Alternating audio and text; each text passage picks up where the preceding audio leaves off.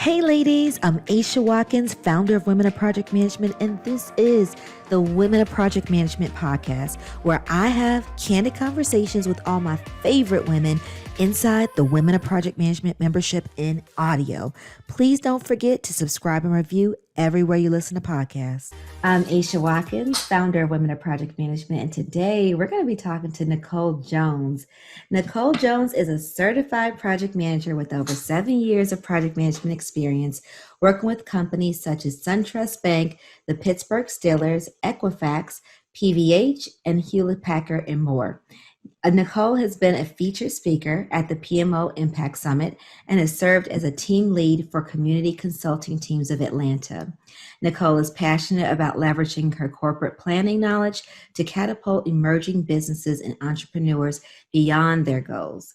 Nicole's voice may sound familiar to you, as she is the podcast host of Mediocre to Masterful and the founder of the PM Suite, an operations savvy consulting company helping entrepreneurs project manage easier. I love that. Nicole has been a huge advocate of the Women of Project Management platform, and you may have seen her inside our membership as an amazing guest speaker inside our foundational masterclass 6-part series, A Seat at the Table. Welcome, Nicole. How are you? Yeah, I'm so glad you're here. I'm excited to talk to you. So I know that we know each other, but everyone doesn't know you, right? So tell us a little bit about your career journey in the project management industry. Yes. Well, first, thank you for having me. This is an amazing platform, an amazing mission that you're doing with this virtual learning, and it's just really going to make an impact to a lot of people who are a part of this. So, and great introduction. I feel like I don't need to say anything further. Like I feel like you basically shared everything. Yeah. But yes, so as you mentioned, I have been in the project management industry for 7 years. Mm-hmm. And honestly, I feel like I've been saying 7 years for the past 2 years. It's probably like 8 or 9. Yeah. But it's just an industry that I pretty much kind of fell into. And we'll touch a little bit more on that later. But I've been in this space. Right now I'm working in the IT space industry here in Atlanta with project management.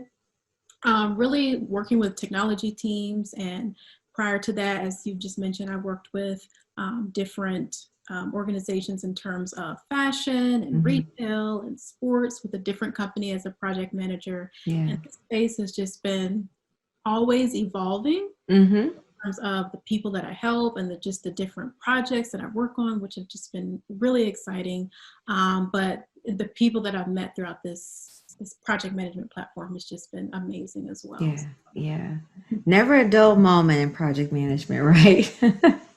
I want to discuss, I know you want to, there's a lot for us to unpack, and I want to hear about a whole bunch of things that you have going on that just are really, really amazing. I know you wanted to start off with talking about activating your project management power, which I love it because, I'm a boy mom and I have a little 6-year-old, and it's all about superheroes and activating your power around here. And as a project manager, I think we all have our own superpowers. So talk to us about activating your project management superpowers. What does that mean? So activating your project management superpower.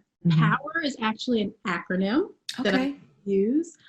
POWER basically standing for being a problem solver, having organizational skills, being that organizational genius, if you will.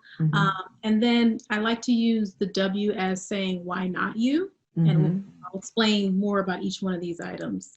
And then E being empathetic.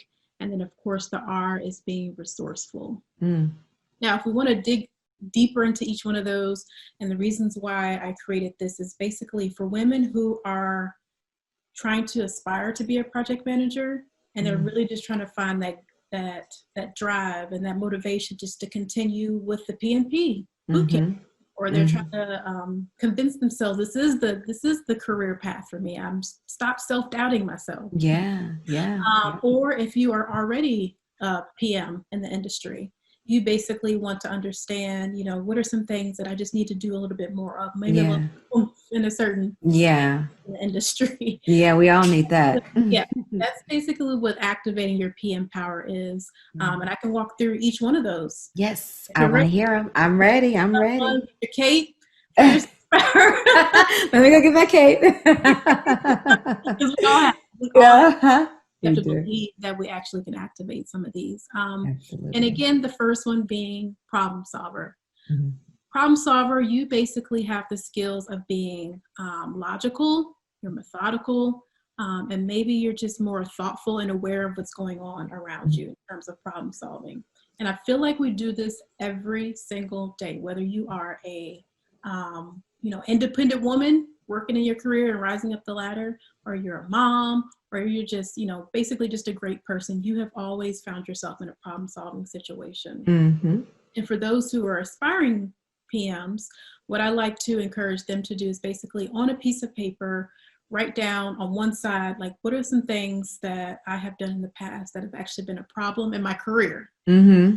Or if you have not yet started in the project management career, use your current job. Let's say you're not a project coordinator right now and you're trying to get, the rise up into the PM industry. Let's just say you're in a different career, you're a marketing coordinator or something to that effect. Use that same job to list out some of the problems that you solved on your job. It can maybe even be for a charitable event. It doesn't have to be work related. It could be a charity, a church event. So write down those problems that you helped solve. And then on the other side, what solution did you actually come up with? Yeah. Utilize that to then frame your mind into thinking, okay, this is not necessarily project management per se, but it is solving a problem. And I was able to think critically about the actual situation. Yeah. So use this, work this. Again, you don't have to be in the industry already to understand you are already a problem solver as an aspiring PM. And then if you have been able to do that successfully with your career, reach out to some people that that you've worked with within that charitable event or within that church event, and ask if they could actually put a comment on your LinkedIn profile to kind of boost your name and awareness in that space of being a problem solver. Okay. For the current PMs, and in terms of like how to identify if you really are a great problem solver. And let's say, and when I say current PMs, these are PMs who are trying to move up the ladder, and they're trying to find ways to become better, and they know that progression. That progression. They're seeking that progression. The current PMs, what I'd like to say is use some of those same steps because you are that great, and you have nailed a lot of projects. You're just underestimating yourself, and it's time to stop. No, stop. Stop. Use some of that same method.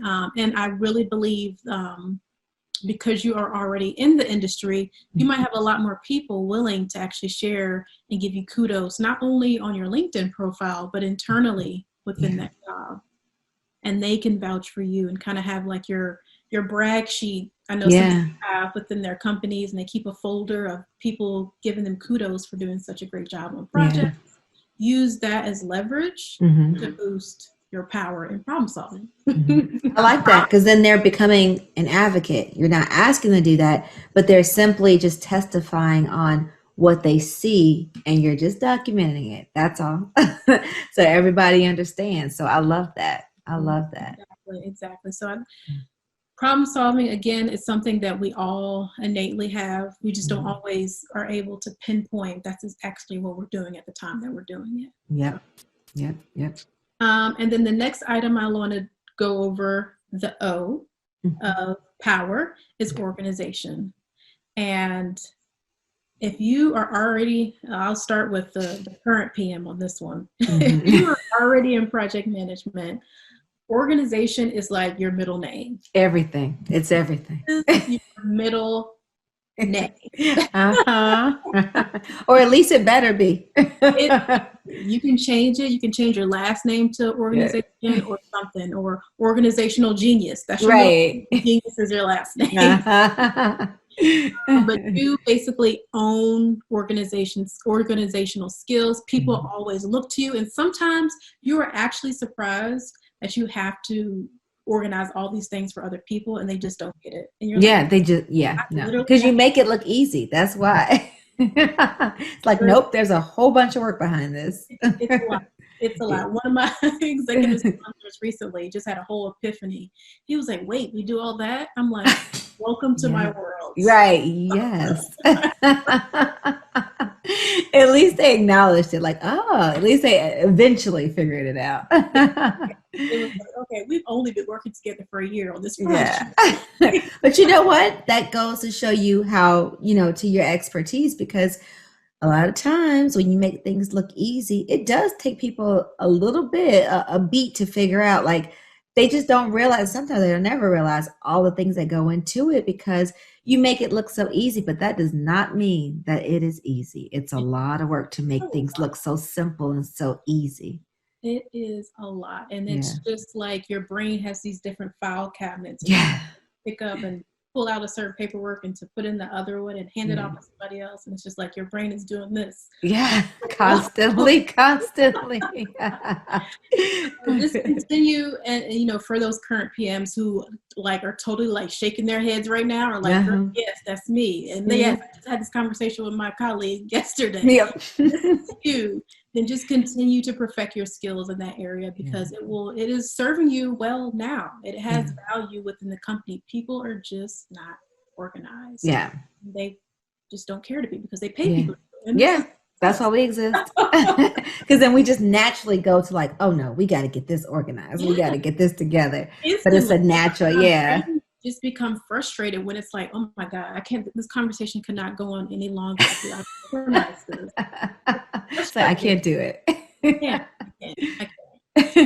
Continue to, perfect your skills, challenge yourself. I know work is already a challenge, but if you can find ways to challenge yourself, and again, use the people around you, work with people who will help you elevate in your career, if that's what you are looking to do. Find ways to show that you are great at what you do, and then your reputation will precede you in that space as well, as you continue to do that, challenge yourself, and just perfect that. And for those who are aspiring, you could basically continue to stay on top of your career goals, turn your plan to actually get to your career goal into a project management plan. A lot of people use vision boards and just different goal planning techniques as just planning for your goals for the year. Find a way to use project management techniques and methods within that same process as well. This will help you basically address how to actually formulate organization a lot better. Really use some of those practices that you're learning. Let's say you're using or in a PMP course right now, use those same practices to outline, my goal for this year by month 6 is to apply for this job. By 12, I want to be able to do that. Then use your whole work breakdown structure or whatever you need to do. No, seriously, I was just having sense for you. I was talking to you about this too. It's so funny. I talked about this on a different call with someone else, and they were saying they had a project plan for their wedding. But didn't you also have a project plan for your wedding?